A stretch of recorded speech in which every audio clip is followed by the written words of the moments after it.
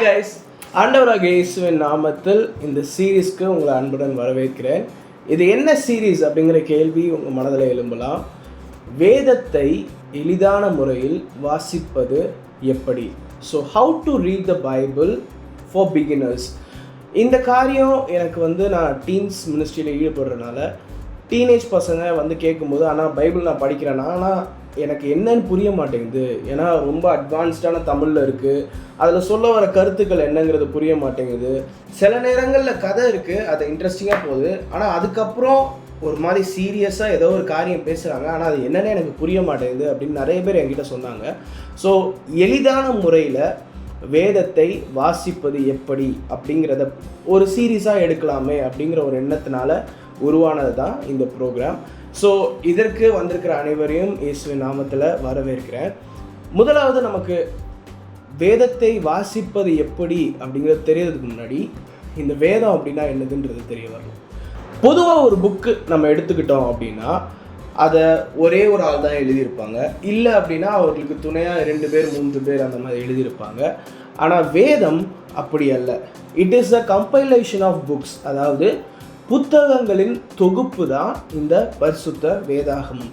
எத்தனை புத்தகங்கள் அப்படின்னு பார்த்தீங்கன்னா 66 புத்தகங்கள். ஸோ 66 புக்ஸுடைய கலெக்ஷன் தான் இந்த பைபிள். ஸோ இந்த வேதாகமத்தை ஒரே சிட்டிங்கில் ஒரு ஆள் உட்காந்து எழுதினாரா அப்படின்னா அதுதான் இல்லை. இதை கிட்டத்தட்ட 40 ஆத்தர்ஸ் 40 பேர் எழுதியிருக்கிறாங்க. அதுவும் ஒரு வருஷத்தில் இல்லை, 2 வருஷத்தில் இல்லை, 1600 வருடங்கள். ஸோ ஆதியாகமத்திலிருந்து வெளிப்படுத்தினல் விசேஷம் வரைக்கும் கிட்டத்தட்ட 1600 வருடங்கள் ஒரு கேப் இருக்குது. இந்த பீரியட் ஆஃப் டைம்குள்ளே தான் இந்த வேதம் எழுதப்பட்டுள்ளது. இந்த வேதாகமத்தில் 2 மேஜர் பார்ட்ஸ் இருக்குது, 2 பிரிவுகள். ஸோ இப்போ நீங்கள் உங்கள்கிட்ட ஒரு பைபிள் இருந்துச்சு அப்படின்னா அதை எடுத்து உங்கள் பக்கத்தில் வச்சுக்கோங்க.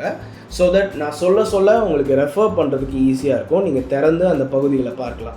ஸோ வேதாகமத்தில் 2 முக்கியமான பகுதிகள். முதலாவது பழைய ஏற்பாடு, பின்பு புதிய ஏற்பாடு. பழைய ஏற்பாடில் மொத்தம் 39 புத்தகங்கள் இருக்குது. ஸோ மொத்தம் 39 புக்ஸ் ஓல்ட் டெஸ்டமெண்ட்டில் இருக்குது. புதிய ஏற்பாடில் 27 புத்தகங்கள் உள்ளது.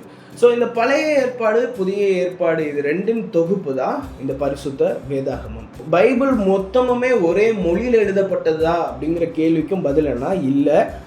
பழைய ஏற்பாடு ஹீப்ரூ அண்ட் அராமிக் மொழிகளில் எழுதப்பட்டது, புதிய ஏற்பாடு கிரீக் லாங்குவேஜில் எழுதப்பட்டது.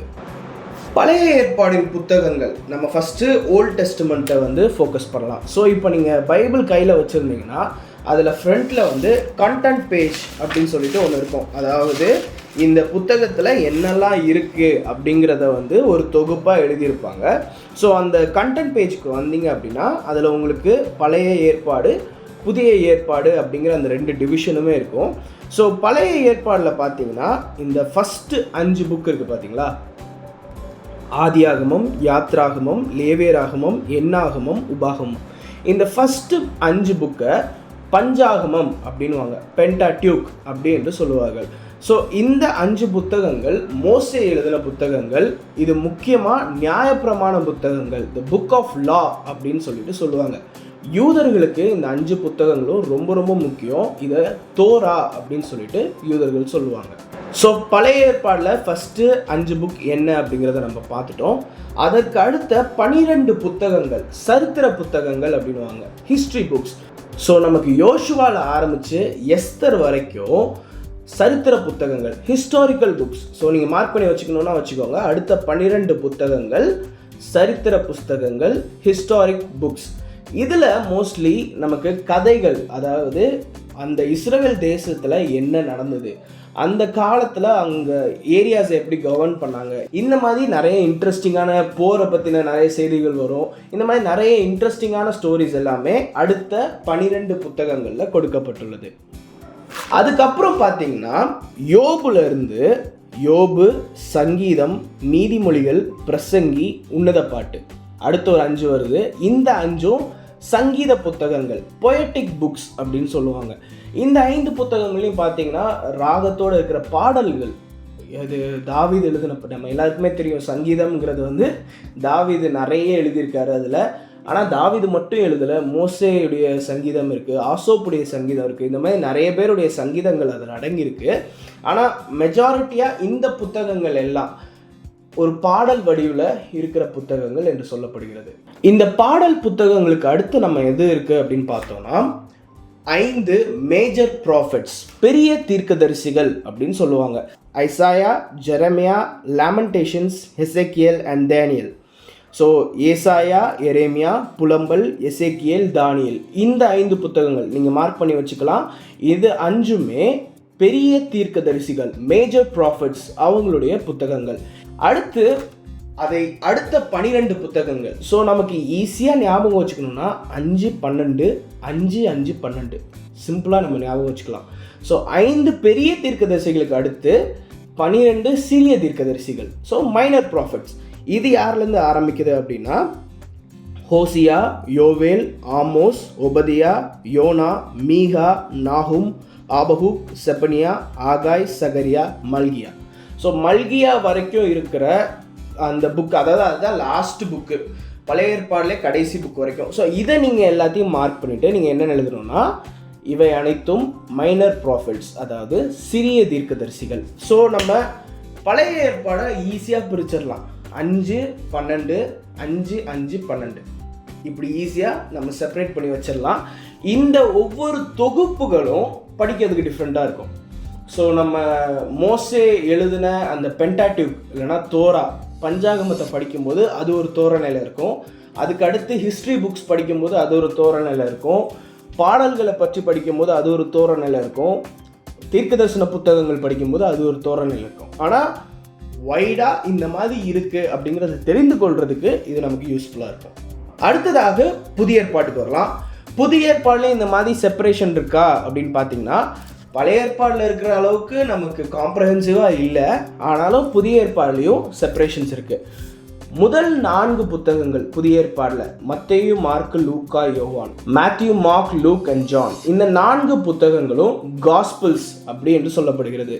ஸோ இயேசு கிறிஸ்துடைய வாழ்க்கை, அவர் பூமியில் செய்த காரியங்கள், இதை கிளியராக எக்ஸ்பிளைன் பண்ணுற புக்ஸ் தான் வந்து இந்த காஸ்பிள்ஸ், சுவிசேஷ புத்தகங்கள். ஸோ நீங்கள் அது எல்லாத்தையுமே சுவிசேஷ புத்தகங்கள் அப்படிங்கிற தலைப்பில் நீங்கள் எழுதி வச்சுக்கலாம். சுவிசேஷ புத்தகத்தில் என்ன இருக்கும், இந்த காஸ்பிள்ஸில் என்ன இருக்கும்னு கேட்டாங்கனாலே சிம்பிளாக சொல்லணும்னா ஜீசஸ் அண்ட் இஸ் லைஃப், இயேசுவும் அவருடைய வாழ்வும் அப்படின்னு சொல்லிட்டு நம்ம எளிய முறையில் சொல்லிடலாம். ஸோ இந்த 4மே காஸ்பிள்ஸ் எனப்படும். அதுக்கப்புறம் அப்போஸ்தல நடபடிகள், ஆக்ட்ஸ் ஆஃப் தி அப்போஸ்டல்ஸ் இருக்கு. இந்த புத்தகத்தில் தான் முதல்ல சபை ஆரம்பிக்கப்படுகிற காரியங்களை குறித்து டீட்டெயிலாக எழுதப்பட்டுள்ளது. ஸோ இந்த புத்தகம் ஒரு தனி செக்மெண்ட். ஸோ நம்ம மற்ற எல்லாத்துலேயுமே வந்து குரூப்பாக பார்த்தோம். ஆனால் இந்த புத்தகம் தனித்தன்மை வாய்ந்தது. இதை நம்ம தனியாக வச்சிடலாம். இதற்கு அடுத்து நீங்கள் பார்த்தீங்கன்னா நமக்கு எல்லாமே கடிதங்களாக இருக்கும். ஸோ எபிசல்ஸ் அப்படின்னு சொல்லுவாங்க. அது எல்லாமே என்னென்னா கடிதங்கள். ஸோ இந்த கடிதங்களை பவுல் தான் மெஜாரிட்டி எழுதியிருப்பார். நிறைய கடிதங்கள் அவருடைய கடிதங்கள் தான் இருக்கும்.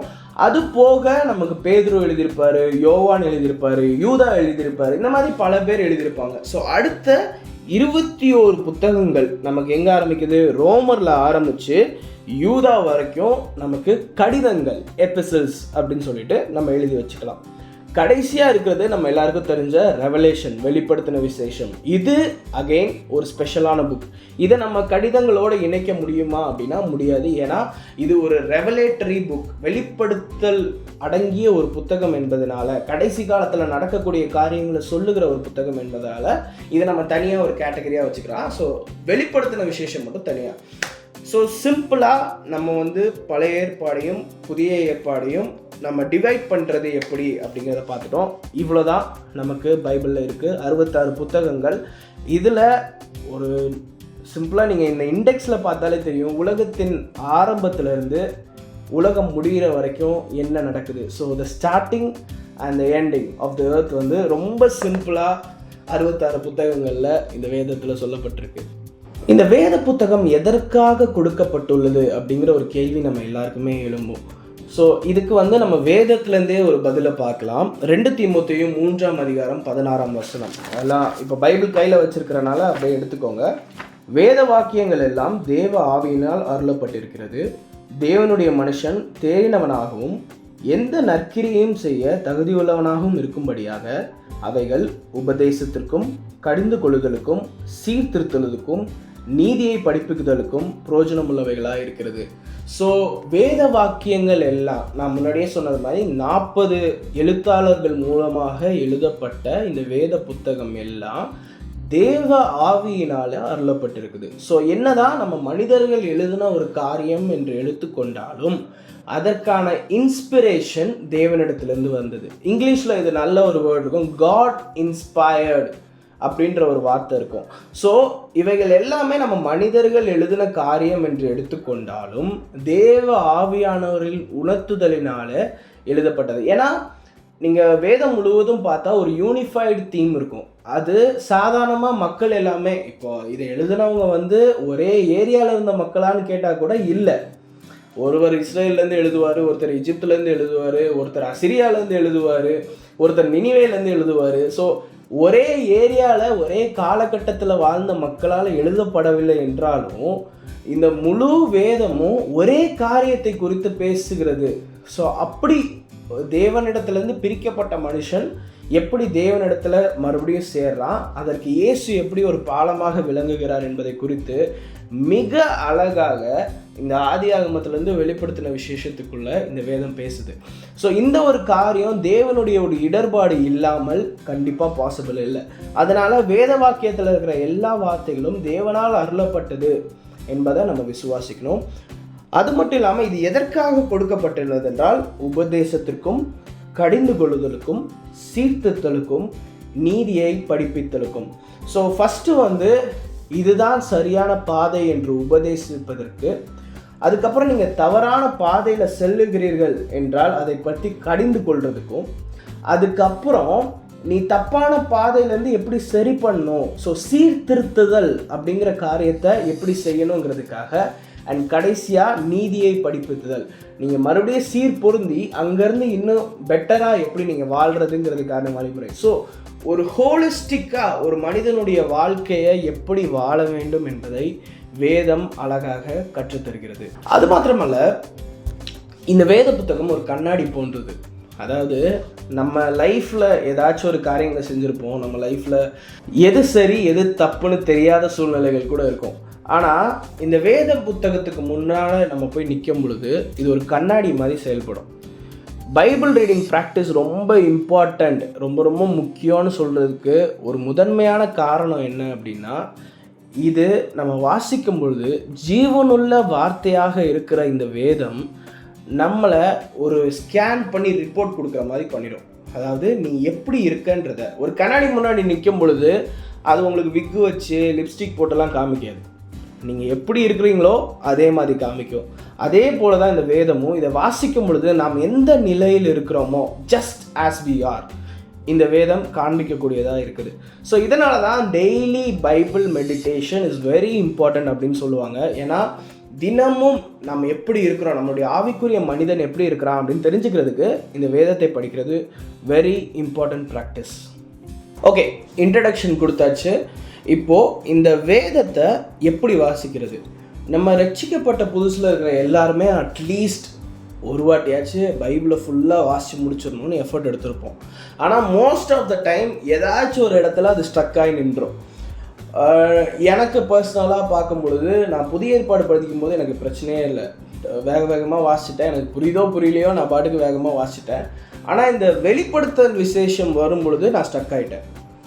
என்ன நடக்குது, திடீர்னு வெள்ளை குதிரை வருதுன்றாங்க, திடீர்னு சாம்பல் நிலை குதிரைன்றாங்க, திடீர்னு சிங்காசனத்தில் மேலே வீச்செடுக்கிறவன்றாங்க, எதுவுமே எனக்கு புரியல.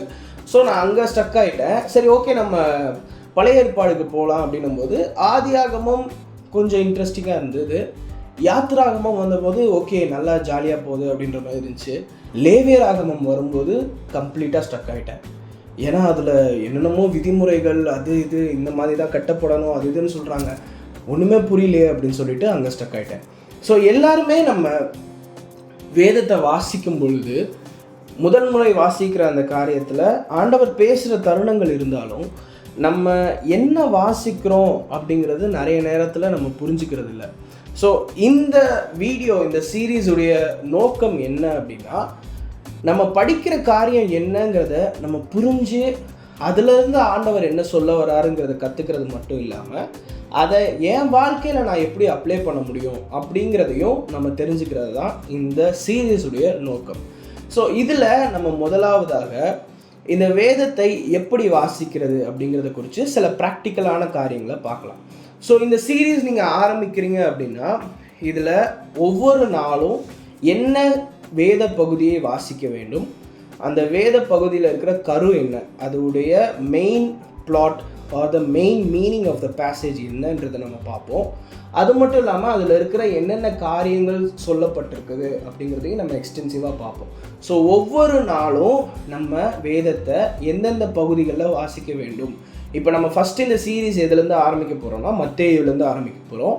மத்தேயுவை 15 நாட்களில் பொறுமையாக அதில் இருக்கிற காரியங்களை படித்து அதை புரிஞ்சு கொள்ளலாம் அப்படிங்கிற ஒரு மைண்ட் செட்டில் படிக்கிறதுக்காக பிரித்து வச்சுருக்கோம். ஸோ இந்த சீரீஸ்குள்ளே போகிறதுக்கு முன்னாடி, அப்படி இல்லைனா இந்த சீரீஸ்னு கூட எடுக்க வேணாம், வேதம் வாசிக்கிறதுக்கு முன்னாடி பொதுவான சில இன்ஸ்ட்ரக்ஷன்ஸ். முதலாவது, தினசரி தியானத்திற்காக உங்கள் நாளில் ஒரு டைமை பிரித்து வச்சுருங்க. Daily devotion time. ஒரு நாளில் நமக்கு 24 மணி நேரங்கள் இருக்குது. And most of the time நான் எங்கள் பசங்கக்கிட்ட பேசினதை வச்சு சொல்கிறேன். அவங்க சொல்கிற ஒரு பெரிய ரீசன், ஏன்டா நீ பைபிள் படிக்க மாட்டேங்கிறன்னு கேட்டால், ஆனால் எனக்கு டைம் இல்லைண்ணா அப்படின்வாங்க. அது எந்த அளவுக்கு உண்மைங்கிறது அவங்களுக்கு மட்டும்தான் தெரியும். ஏன் அப்படின்னா, நமக்கு ஒரு நாளில் 24 மணி நேரங்கள் இருக்குது. அதில் ஒரு அட்லீஸ்ட் ஒரு 1 ஹவராச்சு ஆண்டவருக்கு கொடுக்க முடியாதா அப்படிங்கிற கேள்வி தான் நமக்கு எழும்பும். ஸோ உங்கள் நாளில் it can be morning or night, பகல்லையோ இரவுலையோ ஒரு மணி நேரங்கள். நமக்கு இப்போ புதுசாக நீங்கள் ஸ்டார்ட் பண்ணுறீங்க அப்படின்னா அட்லீஸ்ட் ஒரு 1/2 hour நீங்கள் தனியாக ஒரு இடத்துல உட்காந்து வேதத்தை வாசிப்பதற்காகவும் ஜெபிப்பதற்காகவும் ஒதுக்குறது மிகவும் நல்லது. ஸோ நீங்கள் சூஸ் பண்ணுற இடம் எப்படி இருக்கணும் அப்படின்னா, ஓரளவுக்கு தனிமையாக யாரும் உங்களை டிஸ்டர்ப் பண்ண முடியாத ஒரு இடமா இருந்தால் நல்லது. இந்த மாதிரி இடம் எல்லாருக்குமே கிடைக்குமா? கொஞ்சம் பணக்காரங்களாக இருக்கிறவங்க அவங்களுக்குன்னு தனியாக ரூம் இருந்துச்சுன்னா அந்த ரூமில் போய் உட்காந்து அவங்களுக்கு தனியாக ப்ரேயர் டைம் அப்படின்னு ஒதுக்கிடுவாங்க.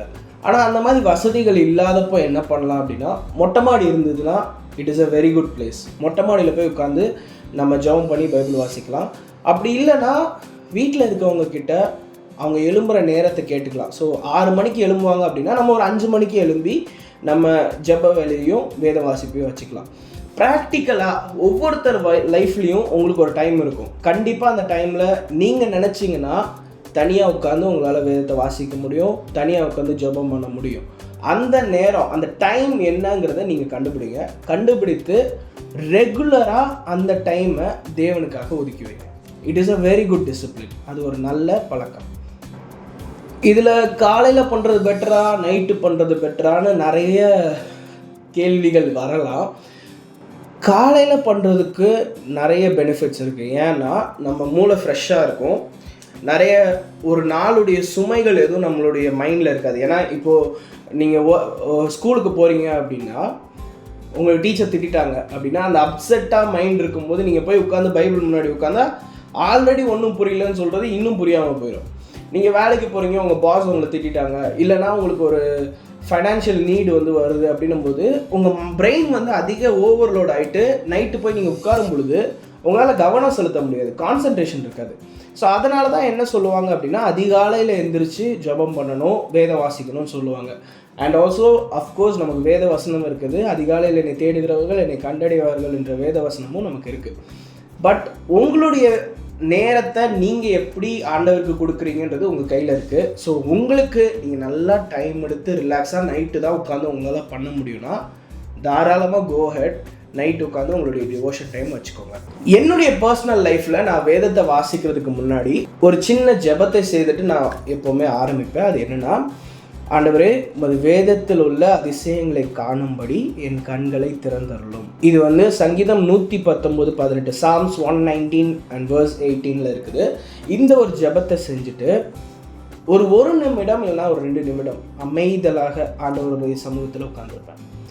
எதுவுமே வாயிலேருந்து வார்த்தைகள் வராது, எந்த விதமாக முணங்குறது கிடையாது. அமைதியாக ஆண்டவருடைய சமூகத்தில் ஒரு நிமிடம் இல்லைனா 2 நிமிஷம் உட்காந்துட்டு, ஆண்டவரே நீங்கள் என்கிட்ட என்ன பேச விரும்புகிறீங்களோ அதை நீங்கள் பேசுங்க. இன்றைக்கு நான் வேதம் வாசிக்கும் பொழுது எனக்கு உங்களுடைய பொக்கிஷத்தில் நீங்கள் எதை எனக்கு தர விரும்புகிறீங்களோ அதை தாங்க அப்படின்னு சொல்லிட்டு நான் 1 நிமிடம் ஜெபித்துட்டு, அதாவது மனசுக்குள்ளே அமைதியாக, இதை வந்து குவைட் டைம் அப்படின்னு சொல்லுவாங்க. ஸோ ஆண்டவரோட அமைதியாக ஒரு நிமிடம் இருந்துட்டு அவரை பேசுகிறதுக்கு அலோவ் பண்ணிவிட்டு தென் நான் வந்து என்னுடைய வேதத்தை வாசிப்பேன். இந்த காரியத்தையும் நீங்கள் ப்ராக்டிஸ் பண்ணலாம். எப்போவுமே பைபிள் வாசிக்கும் போது நம்ம நிறைய பேர் செய்கிறது என்னன்னா, வெறும் பைபிளை மட்டும் கொண்டு போய்ட்டு ஒரு இடத்துல உட்காந்துருவோம். இப்போது நீங்கள் கிளாஸில் போய் உட்காடுறீங்க அப்படின்னா, கிளாஸில் டீச்சர் நடத்தும் போது வெறும் புக்கை கொண்டு போய் வச்சுட்டு நீங்கள் அங்கே உட்காந்து கவனிப்பீங்களா? கண்டிப்பாக மாட்டோம். நமக்கு ஒரு நோட் புக் இருக்கும். ஸோ என்னென்னா அவங்க சொல்கிறாங்களோ அதெல்லாம் எழுதி வைக்கணும். ஏன் அப்படின்னா, அவங்க சொல்லுகிற காரியத்தை கற்றுக்கொள்ள வேண்டும் என்ற ஒரு ஆவலோடு நீங்கள் இருக்கிறதுனால அவங்க சொல்கிறத வந்து எழுதி வைப்பீங்க. அதே போல் வேதத்தை படிக்க வரும் பொழுதும் ஒரு நோட் புக் தனியாக உங்களுக்குன்னு, உங்களுடைய டிவோஷனல் நோட் புக்குன்னு ஒன்று தனியாக வாங்கி வச்சுக்கிறது ரொம்ப ரொம்ப நல்லது. I will always recommend that.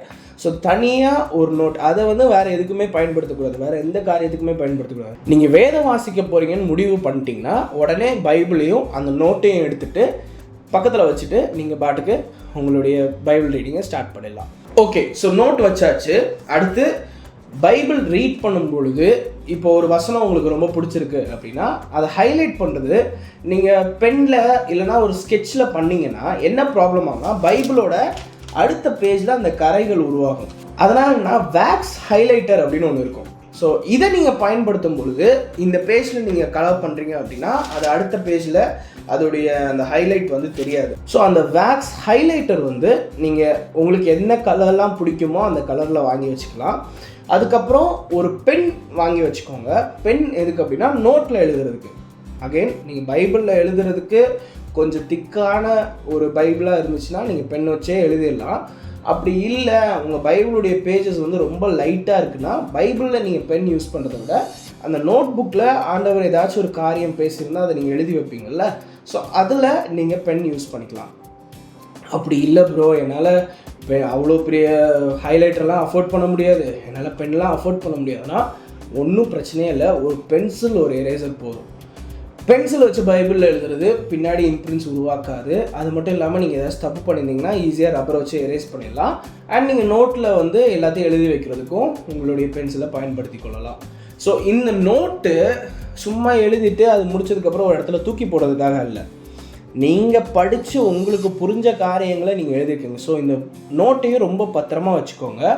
அதில் நீங்கள் அழகாக ஹைலைட் பண்ணி ஆண்டவர் பேசின காரியங்கள் எல்லாம் எழுதி வச்சு, ஆண்டவர் உங்களுக்கு தனிப்பட்ட விதத்தில் ஏதாச்சும் வாக்குத்தத்தங்கள் கொடுத்துருந்தா அதை ஒரு ஸ்பெஷலான ஒரு பேஜில் எழுதி வச்சு, இந்த மாதிரி உங்களால் எவ்வளோ நீட்டாக மெயின்டைன் பண்ண முடியுமோ அவ்வளோ நீட்டாக அந்த நோட்டை வந்து மெயின்டைன் பண்ணிக்கோங்க. நீங்கள் பைபிள் படிக்க ஆரம்பிக்கும் பொழுது எல்லாமே புரியாது. அப்படியே உங்களுக்கு வாசிக்கிற எல்லா ஸ்டேட்மெண்ட்லேருந்தும் உடனேலாம் ரெவலேஷன்லாம் வராது. அதை நினச்சி டிசப்பாயிண்ட் ஆகாதீங்க, சோர்ந்து போகாதீங்க.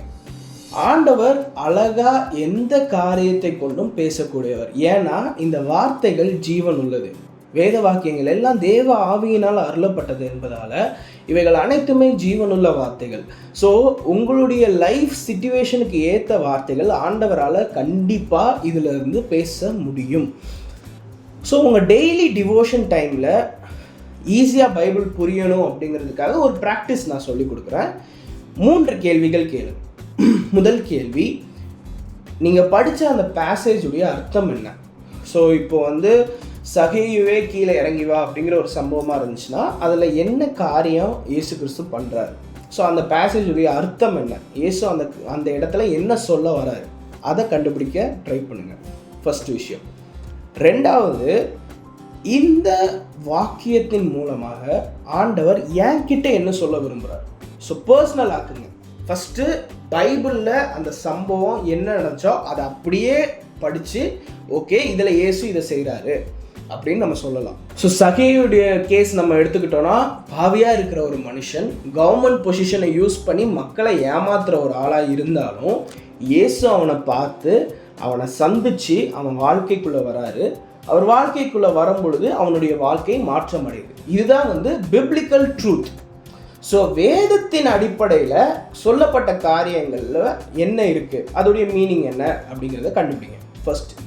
2வது, இந்த சம்பவத்தின் மூலமாக ஆண்டவர் என்னிடம் என்ன சொல்ல வர, வாட் பர்சனலைஸ் பண்ணிக்கோங்க. சரி, இதுலேருந்து நான் எந்த காரியங்களை கற்றுக்கொள்கிறேன், அதுக்கப்புறம் இதன் மூலமாக என் வாழ்க்கையில் ஏதாச்சும் மாற்ற வேண்டியது இருக்கா இந்த கதையை நான் படிக்கும் பொழுது. ஸோ நீங்கள் படிக்கிற அந்த பேசேஜில் ஆண்டவர் உங்களுக்குள்ள நீ மாறணும், இல்லைனா நீ இந்த காரியத்தில் பெட்டர் ஆகணும் அப்படின்னு ஏதாவது சொல்கிறாங்களா, அதை பாருங்கள். அப்படி இல்லைன்னா இந்த காரியத்திலேருந்து ஆண்டவர் என்னிடம் என்ன பேச விரும்புகிறார் அப்படிங்கிறத நீங்கள் புரிஞ்சுக்கோங்க. ஸோ சிம்பிளான எக்ஸசைஸ். ஃபஸ்ட்டு இந்த ஒரு காரியத்தில் நீங்கள் இப்போ ஒரு 2 சாப்டர் படிக்கிறீங்க அப்படின்னா அந்த 2 சாப்டரில் வேதத்தில் என்ன நடக்கிறது அப்படிங்கிறத ஃபஸ்ட்டு எழுதிட்டு, அதுக்கப்புறம் இது என் வாழ்க்கையில் எப்படி அப்ளை ஆகும் அப்படிங்கிறத நம்ம எழுதணும். ஸோ இதுதான் சிம்பிளான ப்ராக்டிஸ். ஓகே, ஸோ இன்றைக்கி நம்ம இந்த சீரீஸுடைய ஃபர்ஸ்ட் எபிசோட் முடிக்கிறோம்.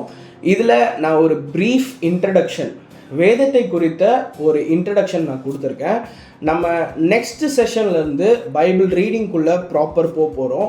ஃபஸ்ட்டு புக் ஆஃப் மேத்யூவில் ஆரம்பிக்க போகிறோம். நான் முன்னாடியே சொன்னது போல் 15 நாட்கள் நம்ம செப்பரேட்டாக பிரித்து டே 1, டே 2, டே 3 என்ன நம்ம படிக்க போகிறோம், என்ன கான்டெக்ஸ்டில் படிக்க போகிறோம், எப்படி படிக்க போகிறோம், அதை எந்த விதத்தில் நம்ம படித்தா நல்லா இருக்குன்றது எல்லாத்தையும் நம்ம பார்க்க போகிறோம். ஸோ கீப் வாட்சிங். செகண்ட் செஷனில் நான் உங்களை சந்திக்கிறேன். பாய்.